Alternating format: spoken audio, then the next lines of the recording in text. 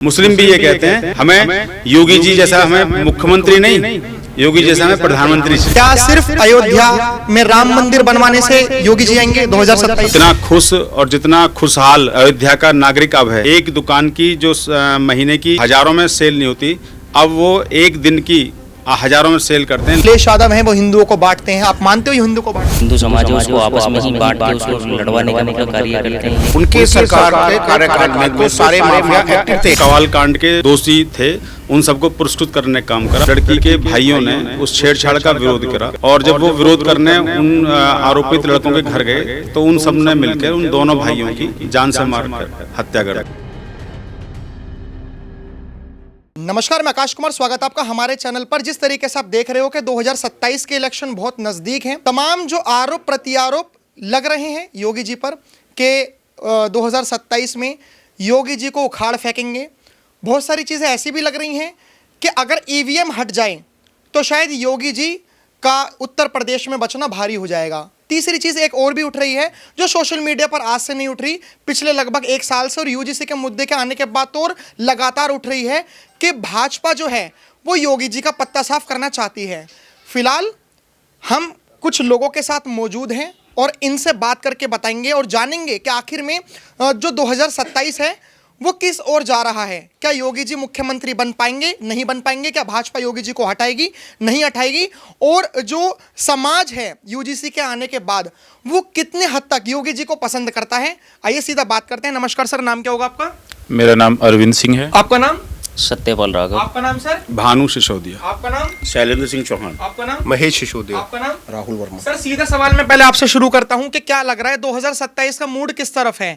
क्या अखिलेश यादव जी का पल्ला भारी पड़ेगा और योगी जी को जड़ से खत्म कर दिया जाएगा, मतलब उनकी सत्ता से, या फिर योगी जी दोबारा 2027 में रिपीट करेंगे? देखिए, ये आप जो अखिलेश यादव की जो बात कर रहे हैं, वो जो राजनीति करते हैं उससे सभी भली भांति जानते हैं कि वो किस तरीके की राजनीति करते हैं। गरीबों की बात उठाते हैं इसमें वो अलग बात क्या है? कौन से गरीब के उठा? पीडीए की बात करते हैं, वो पिछड़ा दलित आदिवासी की भी बात करते हैं। अच्छा, ये क्या है कि हमें आपस में जो हमारा जो समाज है, जो हमारा हिंदू समाज है, उसको आपस में ही बांट के उसको लड़वाने का मतलब कार्य करते हैं। ये क्या राजनीति नहीं है, जो गंदी राजनीति बोलते हैं जिसे? आप इनकी बात से सहमत है कि अखिलेश यादव जी आपस में हिंदुओं को लड़वाते हैं?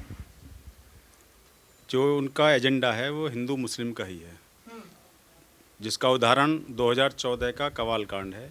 कवाल कांड के माध्यम से उन्होंने लगभग 1000 हिंदू नौजवानों पर जो मुकदमे कराए, हिंदू 1000 परिवारों को जो नष्ट करने का काम किया, उससे उनकी मानसिकता सबको पता पड़ी कि उनकी मानसिकता किस तरह की है। जो उसको आरोपी था कवाल कांड का, उस आरोपी को उन्होंने अपने यहाँ हेलीकॉप्टर से बुलाया और जो कवाल कांड के जो उसमें दोषी थे उन सबको पुरस्कृत करने का काम करा। और जो उस कवाल कांड में जितने भी हमारे परिवार प्रभावित हुए उन सब पर मुकदमा लगाकर नौजवानों की ज़िंदगी खराब करने का काम करा। उससे उनकी मानसिकता का पता पड़ सकता है। सर जैसे अभी हमारे व्यूअर्स हैं, काफ़ी सारे लोग पॉलिटिकल इतनी नॉलेज नहीं लेके घूमते हैं, आप एक बार बता सकते हो वो कवाल कांड क्या है ताकि हमारे व्यूअर्स को बहुत अच्छे से समझ में आए?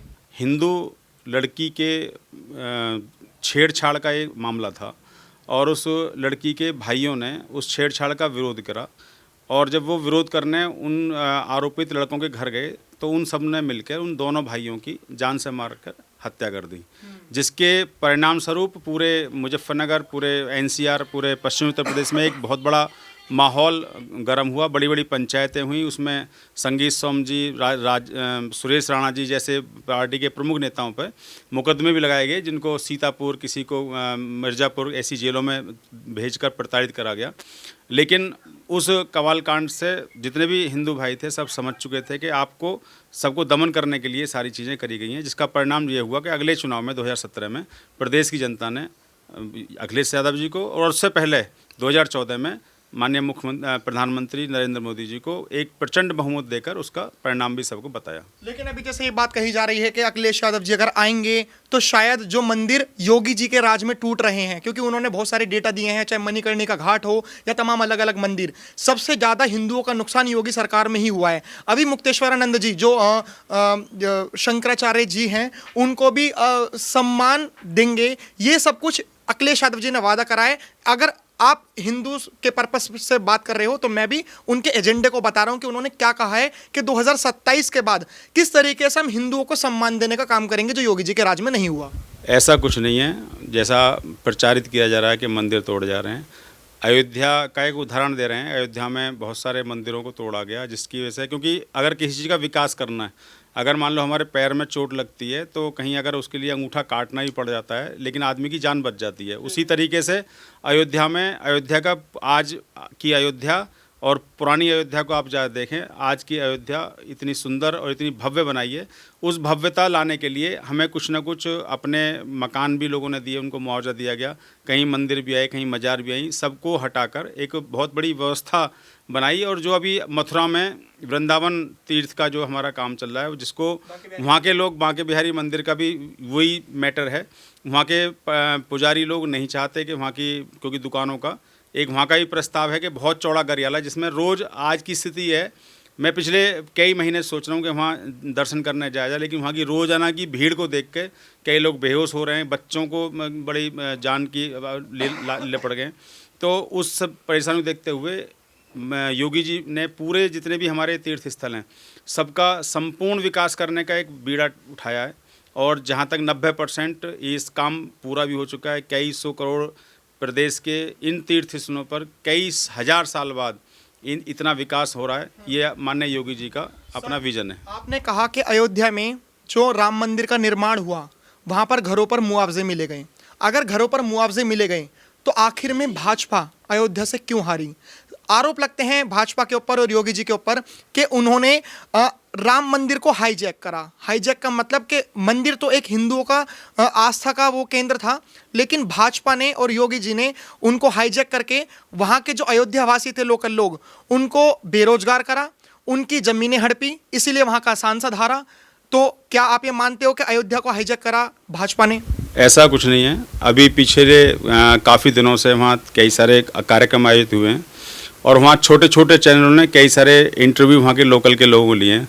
जितना खुश और जितना खुशहाल अयोध्या का नागरिक अब है, एक दुकान की जो महीने की हज़ारों में सेल नहीं होती, अब वो एक दिन की हज़ारों में सेल करते हैं। लाखों लाखों रुपए महीने का लोग कमा रहे हैं। जितना करोड़ों की संख्या में वहाँ पर्यटक पहुँच रहे हैं, तीर्थ स्थल को बिल्कुल भव्यता जो योगी जी ने दी है, उसी कारण अयोध्या का सर्वांगीण विकास हुआ है। वहाँ का आप एयरपोर्ट देखो, वहाँ का आप रेलवे स्टेशन देखो, वहाँ लता मंगेशकर चौक देखो, सारी चीज़ों को उन्होंने एक एक बारीक से बारीक चीज़ों को संपूर्ण विकास किया। और एक अयोध्या की जो प्राचीन विरासत थी, अयोध्या जो प्राचीन हमारा धर्मस्थल था, उसी को पूर्णतः उसी स्थान पर लाने का काम किया है। हम पूरी प्रदेश की जनता इस कार्य के लिए योगी जी का धन्यवाद भी करती है। जैसे आपने योगी जी का धन्यवाद करा, भी इन्होंने अपना वक्तव्य रखा कि जो अखिलेश यादव हैं वो हिंदुओं को बांटते हैं। आप मानते हो ये हिंदू को बांटते हैं? वो तो अखिलेश यादव तो कभी जीवन में नहीं आ सकते। बांटते हैं, हिंदू को नहीं बांटते? बिल्कुल बांटते हैं। बांटते नहीं है, वो तो माफिया राज चलाते हैं। उनकी सरकार के कार्यकाल में तो सारे माफिया एक्टिव थे। डकैतियाँ, चोरी, आज शांति है पूरे प्रदेश के अंदर शांति है। किसान अपने खेत में जाने की जरूरत नहीं है, रात को रखाने की जरूरत नहीं है। उस समय रखाता भी था और उसके बाद भी चोरी होती थी। अब जैसे आपने कहा कि अखिलेश यादव जी हिंदुओं को बांटते भी हैं। तो भाजपा क्या कर रही है? भाजपा भी तो यूजीसी लाने के बाद हिंदुओं को बांट गई, तो इसमें क्या कहोगे आप? नहीं, भाजपा यूजीसी नहीं लाई है। ये एक यूनिवर्सिटी का निर्णय है। यूनिवर्सिटी किसके अंडर में आती है? एजुकेशन मिनिस्टर के अंदर। एजुकेशन मिनिस्टर कौन है? धर्मेंद्र प्रधान। उसमें संशोधन चल रहा है, उसमें कार्य चल रहा है, उसमें कुछ ना कुछ संशोधन होकर निश्चित रूप से निकल कर आएगा। वो एक व्यक्ति ने उसका निर्णय लिया है, या एक जगह से वो निर्णय आया है, और उसके जो अध्यक्ष थे, उसके चेयरमैन थे, उस कमेटी के चेयरमैन, वो अपने ये थे दिग्विजय सिंह, जो कांग्रेस के नेता हैं।